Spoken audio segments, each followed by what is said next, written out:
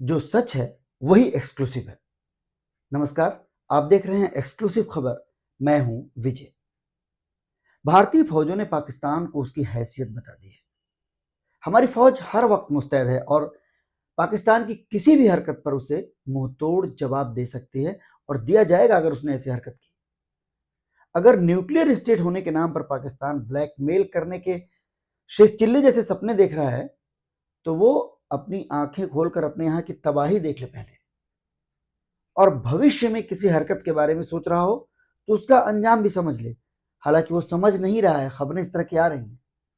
खैर, 12 मई की रात 8 बजे देश को संबोधित करते हुए जो संदेश दिया प्रधानमंत्री नरेंद्र मोदी ने, वो संदेश पाकिस्तान तक भी पहुंचा और पूरी दुनिया तक पहुंचा। पहलगाम में आतंकवादी हमले के पूरे 21 दिन बाद प्रधानमंत्री मोदी देश के सामने आए और पहली बार खुलकर पाकिस्तान का नाम लिया। इन दोनों ही बातों का जिक्र खास तौर पर इसलिए क्योंकि 22 अप्रैल से ही देश इन दोनों बातों का इंतजार पल पल हर पल कर रहा था कि हमारे देश के मुखिया सामने आकर हमें संबोधित करें। लेकिन पहलगाम की आतंकवादी वारदात और प्रधानमंत्री मोदी जो संबोधित किया उन्होंने जो देश को, उसके बीच में काफी कुछ हो चुका है। हमारी सेनाओं ने ऑपरेशन सिंदूर चलाया, पाकिस्तान के अंदर घुसकर आतंकी ठिकानों को तहस नहस कर दिया, पाकिस्तान की फौज की साजिशों को, उनके ज्यादातर हमलों को नाकाम कर दिया। लेकिन इस दौरान एक परेशान करने वाली घटना कूटनीति और विदेश नीति के स्तर पर हुई। 10 मई की दोपहर भारत और पाकिस्तान के बीच सीज फायर का ऐलान हुआ। लेकिन सबसे पहले इसका ऐलान किसने किया? भारत या पाकिस्तान ने नहीं। ये ऐलान अमेरिका के राष्ट्रपति डोनाल्ड ट्रंप की तरफ से आया। पहलगाम के 21 दिन बाद 12 मई की रात 8 बजे जब प्रधानमंत्री मोदी पहली बार इस मसले पर राष्ट्र को संबोधित करने के लिए आए, उससे ठीक पहले, उससे कुछ समय पहले अमेरिकी राष्ट्रपति ट्रंप का एक परेशान करने वाला बयान सामने आया। उस बयान से पहले आप प्रधानमंत्री नरेंद्र मोदी की बात सुनिए, क्योंकि मोदी जी की बात में अमेरिका या ट्रंप का कोई जिक्र नहीं था। ऐसे में ट्रंप का बार बार भारत के घरेलू मसले पर बोलना या लिखना हर भारतीय को बेचैन कर रहा है। और इस बेचैनी की आंच भी 10 मई के बाद से ही प्रधानमंत्री नरेंद्र मोदी महसूस कर रहे थे। 12 मई को बुद्ध पूर्णिमा के मौके पर सुबह सुबह जब प्रधानमंत्री ने सोशल मीडिया प्लेटफॉर्म एक्स पर शुभकामना लिखी और उन्होंने भगवान बुद्ध के हवाले से शांति और मानवता का संदेश दिया, तो उसके जवाब में भी सोशल मीडिया पर मोदी जी ने देशवासियों की भावनाओं का एहसास किया, अनुभव किया।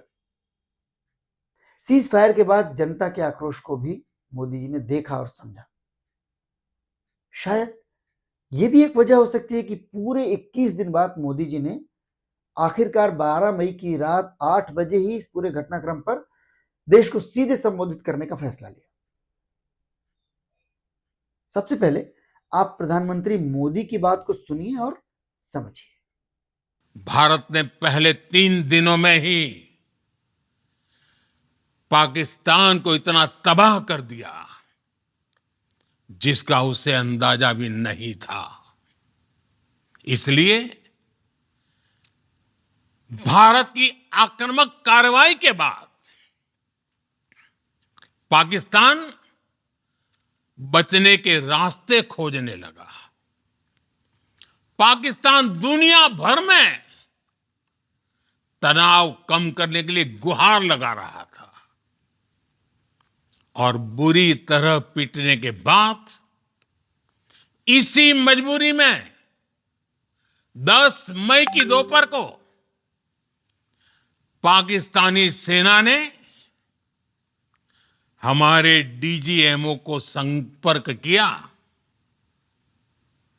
तब तक हम आतंकवाद के इंफ्रास्ट्रक्चर को बड़े पैमाने पर तबाह कर चुके थे। आतंकियों को मौत के घाट उतार दिया गया था।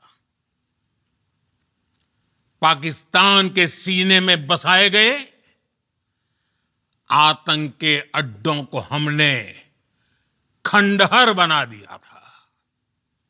इसलिए जब पाकिस्तान की तरफ से गुहार लगाई गई, पाकिस्तान की तरफ से जब ये कहा गया कि उसकी ओर से आगे कोई आतंकी गतिविधि और सैन्य दुस्साहस नहीं दिखाया जाएगा, तो भारत ने भी उस पर विचार किया। और मैं फिर दोहरा रहा हूं, हमने पाकिस्तान के आतंकी और सैन्य ठिकानों पर अपनी जवाबी कार्रवाई को अभी सिर्फ स्थगित किया है। आने वाले दिनों में हम पाकिस्तान के हर कदम को इस कसौटी पर मापेंगे कि वो क्या रवैया अपनाता है। प्रधानमंत्री मोदी ने अपने संबोधन में पहलगाम की घटना पर दुख भी जताया, ऑपरेशन सिंदूर के लिए सेना के पराक्रम को सलाम भी किया और साथ ही पाकिस्तान को नाम लेकर के सख्त चेतावनी भी दी। सुनिए। ऑपरेशन सिंदूर ने आतंक के खिलाफ लड़ाई में एक नई लकीर खींच दी है, एक नया पैमाना, न्यू नॉर्मल तय कर दिया है। पहला, भारत पर आतंकी हमला हुआ तो मुंह तोड़ जवाब दिया जाएगा।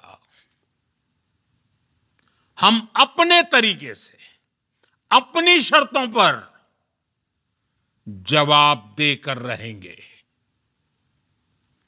हर उस जगह जाकर कठोर कार्रवाई करेंगे जहां से आतंक की जड़ें निकलती हैं। दूसरा, कोई भी न्यूक्लियर ब्लैकमेल भारत नहीं सहेगा। न्यूक्लियर ब्लैकमेल की आड़ में पनप रहे आतंकी ठिकानों पर भारत सटीक और निर्णायक प्रहार करेगा। तीसरा,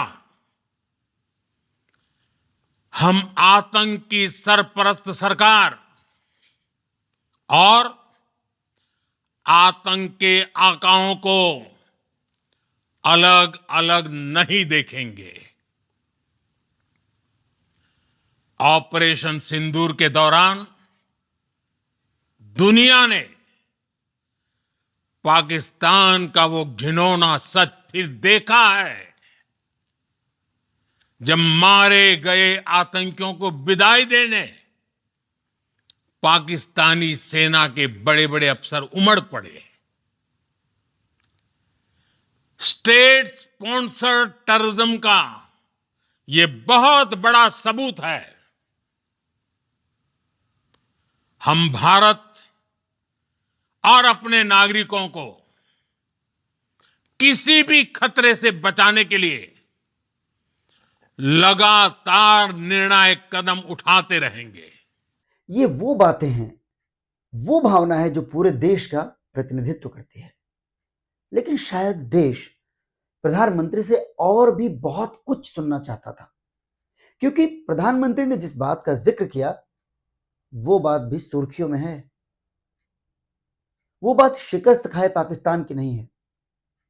वो बात भारतीय सेनाओं के शौर्य और पराक्रम से जुड़ी बात भी नहीं है। वो बात अमेरिकी राष्ट्रपति डोनाल्ड ट्रंप की है। जिस तरह भारत और पाकिस्तान के बीच सीज फायर का ऐलान सबसे पहले ट्रंप ने किया, उसी तरह मोदी जी के राष्ट्र के नाम संबोधन से पहले भी ट्रंप ही आगे आकर के बोल पड़े। मतलब सोचिए कि एक तरफ पूरा भारत सीज फायर के बाद की परिस्थितियों के बारे में यह सोच रहा था कि वो अपने देश के मुखिया को सुनेगा, और उधर अमेरिका का मुखिया उनसे पहले ही बोल पड़ा। और ज्यादा दिलचस्प बात यह है कि ट्रंप ने सीज फायर के बारे में बिल्कुल अलग बात बोली। उन्होंने क्या कहा एक बार सुन लीजिए। I said, come on, we're going to do a lot of trade with you guys. Let's stop it. Let's stop it. If you stop it, we'll do a trade. If you don't stop it, we're not going to do any trade. People have never really used trade the way I used it. That I can tell you. And all of a sudden they said, I think we're going to stop. तो इन्होंने कहा कि I said, come on guys, let's stop it. Let's stop it. If you don't stop, we aren't going to do any trade with you. तो इन्होंने व्यापार ना करने की धमकी या दबाव जो भी कह लीजिए, जो ट्रम्प कह रहे हैं कि हमने दोनों देशों को बात की और दोनों देशों से कहा कि इसको बंद करो, रोको, अगर इसको नहीं रोकोगे तो हम तुम्हारे साथ कोई व्यापार नहीं करेंगे। तो फिर उन्होंने यानी कि दोनों देशों ने कहा कि I think we can stop it, मतलब हमें ये बंद कर देना चाहिए। ये सीज फायर के बारे में ट्रम्प ने कहा। ट्रम्प ये भी कह रहे थे कि उन्होंने 2 परमाणु शक्तियों के टकराव को रोक दिया है और इस बात के लिए उन्हें खुद पर बहुत गर्व है। और अभी हमने जो आपको सुनाया उसमें उन्होंने क्या कहा आपने सुन ही लिया साफ साफ कि उन्होंने भारत पाकिस्तान दोनों पर ही दबाव बनाया था कि अगर ये टकराव नहीं रुका तो अमेरिका दोनों देशों के साथ व्यापारिक रिश्ते नहीं रखेगा, व्यापार नहीं करेगा। अब डोनाल्ड ट्रंप की बातों की गंभीरता और उनका ज्ञान दोनों ही एक नहीं कई मौकों पर सबके सामने आ चुके हैं। ट्रंप खुद एक नहीं कई बार अपने बयानों से मुकर चुके हैं।